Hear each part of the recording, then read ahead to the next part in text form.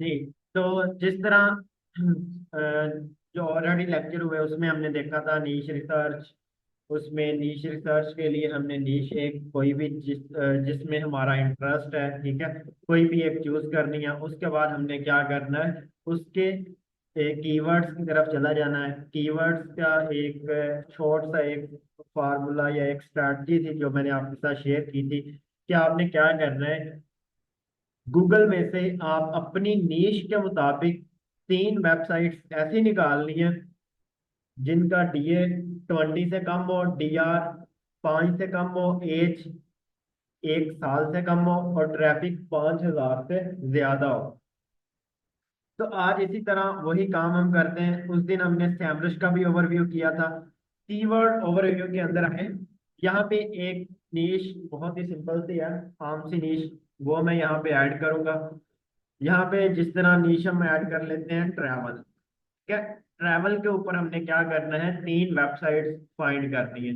ठीक है, ये अब एक दफा मैं बता रहा हूँ, उसके बाद आप सब ने ये इस जिस तरह अभी मैं करूंगा ना इसके अकॉर्डिंग सेम एज इट आपने भी यही करना है और आपने साइट्स निकाल के देनी है। कितनी? 3 3, हर बंदे ने 3 3 साइट्स निकाल दी है। अब ट्रैवल लिखा और इसको कर देना है सर्च।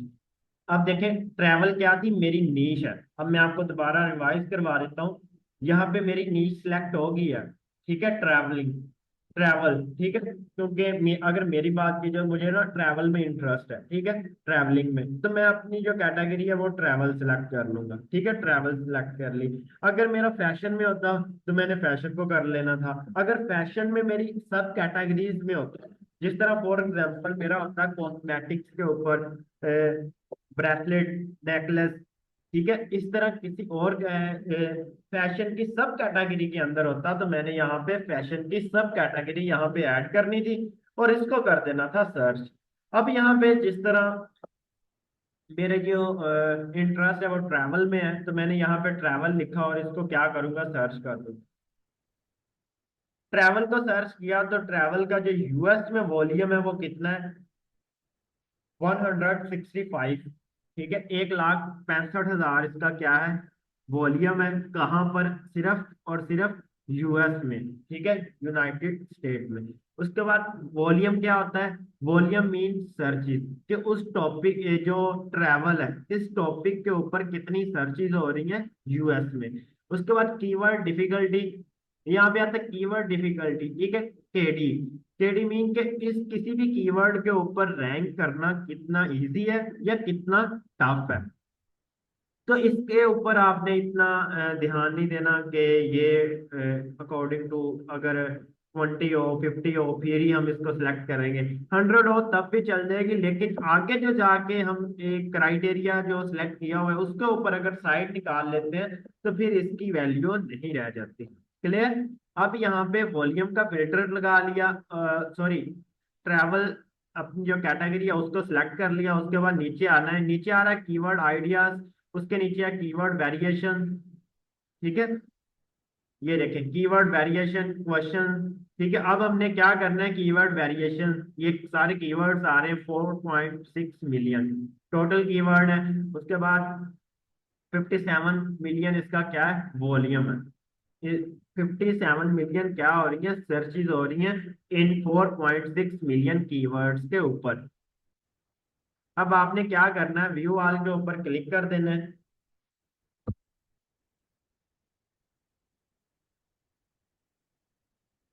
यहाँ पे जो बंदे भी अगर आप भी देख रहे हैं उसके बाद यूट्यूब के ऊपर जिस तरह हम अपलोड करते हैं वहां पे भी जो देखेंगे, काइंडली इस चीज की प्रैक्टिस लाजमी करें।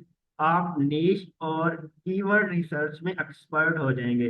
यहाँ पे जस्ट आगे जाके अगर और ज्यादा मजीद इसको इसकी डिटेल में गए तो हम इस चीज को भी कवर करेंगे कि सिर्फ आप ये नीश और दूसरे नंबर पे कीवर्ड से भी पैसा जनरेट कर सकते हैं। सिर्फ आपके पास कीवर्ड रिसर्च की स्किल हो तो आप इजीली अच्छा खासा अर्न कर सकते हैं सिर्फ कीवर्ड रिसर्च।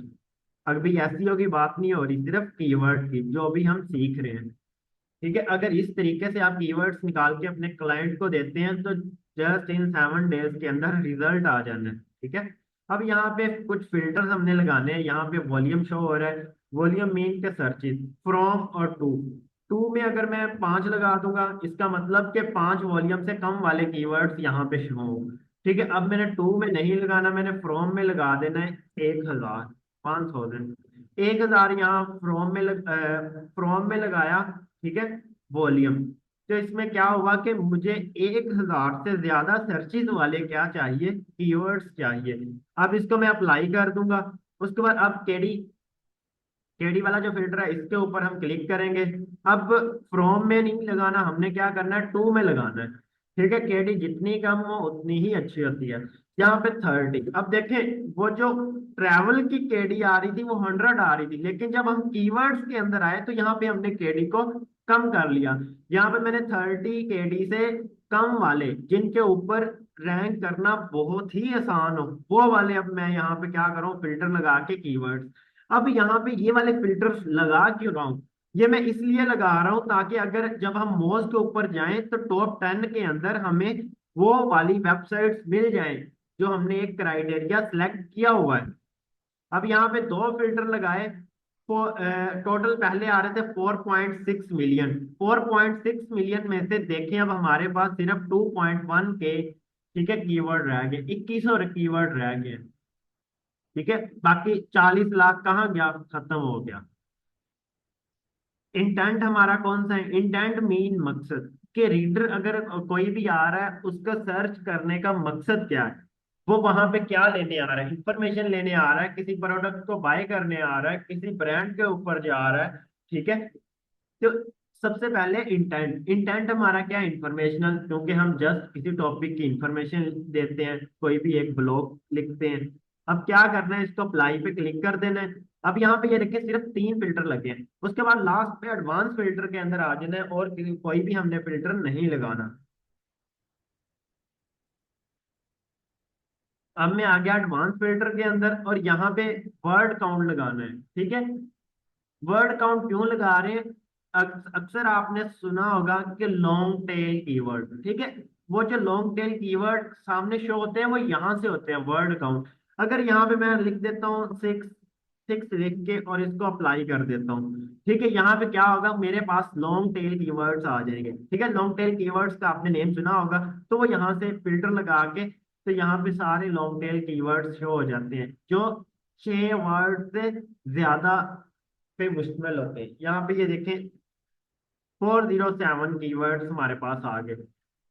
अब ये देखें कितना, ये देखें अब इसकी केडी कितनी है, 23, और 33 के, 33,000 इसका क्या है, वॉल्यूम है। अब कीवर्ड देखिए कितना अच्छा है, उसके बाद 6 केडी है सिर्फ इसकी, 6.6 के। तो इसके ऊपर दे देखना रैंक करना कितना आसान है। अगर इसी तरह हम नीचे आए तो यहाँ पे इस तरह के कीवर्ड्स हमारे सामने शो हो, तो ये नहीं करना कि हम इन कीवर्ड्स को उठाएं और इनके ऊपर कंटेंट लिख दें। यहाँ से अगर इनके ऊपर लिखें तो यहाँ पे एक चीज मैं आपको आज बताता हूँ, ये बड़ी इंपॉर्टेंट है, बहुत ही ज्यादा। आप इसको माइंड में बिठा लें। ये देखिए, अगर इन कीवर्ड्स के ऊपर 407 कीवर्ड्स के ऊपर अगर हम आर्टिकल लिखें तो हमारी वेबसाइट के ऊपर ट्रैफिक आ जाएगी। अब देखिए 100% इस चीज की मैं आपको गारंटी देता हूँ कि जस्ट आप 407 कीवर्ड के ऊपर लिखें, ट्रैफिक ना आए तो फिर कहिएगा। लेकिन अगर यहाँ इससे ट्रैफिक आती है तो हम यहाँ पे जो मोज के ऊपर जाके 1 बाय 1 कीवर्ड रिसर्च करते हैं, वो क्यों करते हैं, वाई, ये भी तो है ना। तो वो हम इसलिए करते हैं। अब देखें, एक बंदा था, एक बंदा जिस तरह फॉर एग्जांपल यहाँ पे अली रजा है, अली रजा शो हो रहा नेम, अली रजा है, इसने अली रजा .com के नेम से वेबसाइट बनाई और इसने 407 आर्टिकल डाल दिए। ठीक है, कितने मंथ में, 3 मंथ में, या फॉर एग्जाम्पल 6 मंथ के अंदर इसने 407 आर्टिकल डाले और इसकी ट्रैफिक आ गई 20,000।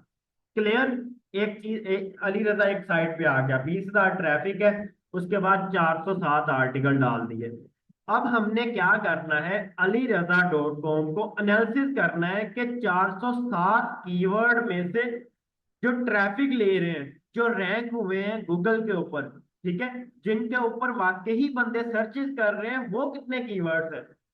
जब alireza.com को हम फिल्टर लगा के हम चेक करेंगे, उसकी जो वेबसाइट है उसको एनालिसिस करेंगे, तब हमें पता चलेगा कि alireza.com की जो वेबसाइट है उसके ऊपर सिर्फ 100 आर्टिकल ट्रैफिक ले रहे हैं। ठीक है, 100 आर्टिकल ऐसे हैं जिनके ऊपर सर्चिज हो रही है, बाकी 300 जो है उसके ऊपर नहीं सर्चिज हो रही। फिर हम क्या करेंगे, हम 407 नहीं लिखेंगे, जस्ट हम 100 लिखेंगे और अली रजा को क्या कर देंगे, बीट कर देंगे, अली रजा को पीछे छोड़ देंगे। अब समझ आई कुछ? यहाँ पे मैं,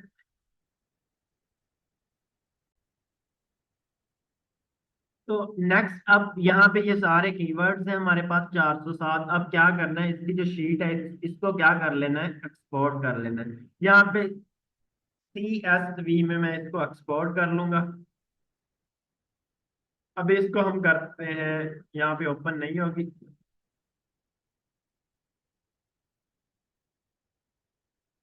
यहाँ पे अगर इस तरह आ जाए ट्रू, आगे .CSV लिख दें। यहाँ जो आपकी नीश है ट्रैवल है, travel.CSV, और इंटर दबाएंगे तो एक्सेल शीट में ये कन्वर्ट हो जाएगी।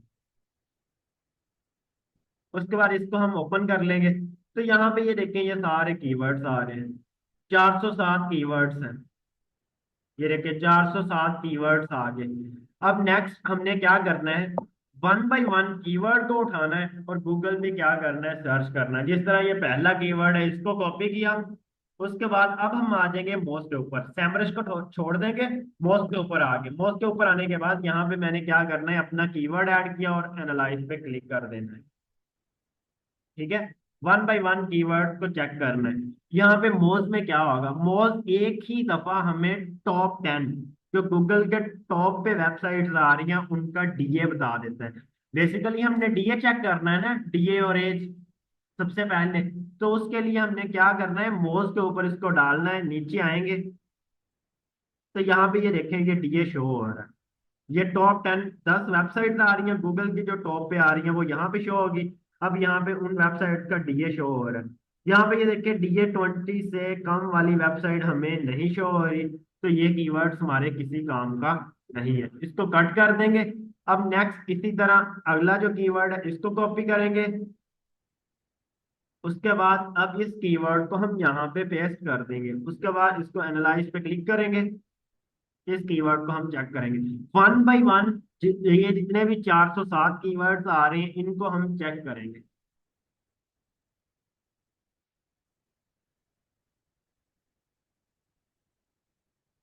यहाँ पे ये एनालिसिस हो रहा है। उसके बाद यहाँ पे एक और चीज भी मैं बता देता हूँ, जिस तरह ट्रैवल है, ट्रैवल के आगे अगर आपको सब कैटेगरीज, अगर उसके ऊपर सब कैटेगरीज के ऊपर अगर आप करना चाह रहे हैं, ठीक है, ठीक है, ट्रैवलिंग के अंदर, तो आप वो भी कर सकते हैं। अब ये देखें यहाँ पे एक वेबसाइट मिल गई हमें, इसका डीए कितना है, 3। अब इस वेबसाइट को हम क्या करेंगे, चेक करेंगे इसकी एज। अब इस वेबसाइट को हमने किया कॉपी। कॉपी करने के बाद यहाँ पे हम एक टूल है जिसका नाम है let me post dot com, ये ऑलरेडी बताया हुआ है। यहाँ पे 20 DAP है, चेक कर, यहाँ पे आए, उसके बाद इसी तरह अब नीचे आए तो यहाँ पे ये देखें 14 DA वाली हमें मिल गई, इसको कॉपी करेंगे यहाँ पे पेस्ट। उसके बाद ये ऊपर ऑलरेडी हमने इसको कॉपी कर लिया, 3 DA वाली, और 7 DA वाली है, ये भी एक हमें मिल गई। जिस तरह यहाँ पे 3 वेबसाइट मिली हमें, अब इनको चेक करते हैं। यहाँ पे ये क्या बताएगा, डीए एज। यहाँ पे बेसिकली मैं एज चेक करने के लिए आया था, ये देखें 1 साल से कम एज है इसकी। दो क्राइटेरिया हमारे पूरे हो गए, डीए भी 20 से कम मिल गया और एज भी। अब बारी आती है ट्रैफिक की। इस साइट को कॉपी किया, सबसे पहले इसकी हम क्या चेक करेंगे, ट्रैफिक चेक करेंगे। AHREF.com ट्रैफिक चेकर, इसके ऊपर आ जाना है और यहाँ पे आके हमने क्या करना है, ट्रैफिक चेक करनी है इस वेबसाइट की। 598, ये देखिए अब इसकी ट्रैफिक कम है तो इसलिए ये रिजेक्ट है। और दूसरे नंबर पे ये ट्रैफिक देखनी भी है कहाँ से आ रही है, इंडिया से आ रही है, फिर भी रिजेक्ट है। हमने जस्ट चाहिए यूएस, यहाँ जस्ट यहाँ पे ना इंडिया और पाकिस्तान ना हो, उसके अलावा आप जो मर्जी चूज कर सकते हैं। यहाँ पे नेक्स्ट वेबसाइट को अभी चेक करने लगे हम। वाओ, 297, ये तो अच्छी है। लेकिन इसका बैकलिंक चेक करते हैं। बैकलिंक चेक कर पे अब दो क्राइटेरियो पे आ गई है, ये चेक ट्रैफिक चेक करें। एज कितनी है इसका? डीए है 14, उसके बाद 267 दिन एज है, और ट्रैफिक 2,97,000। उसके बाद अभी चेक करेंगे इसका डीआर।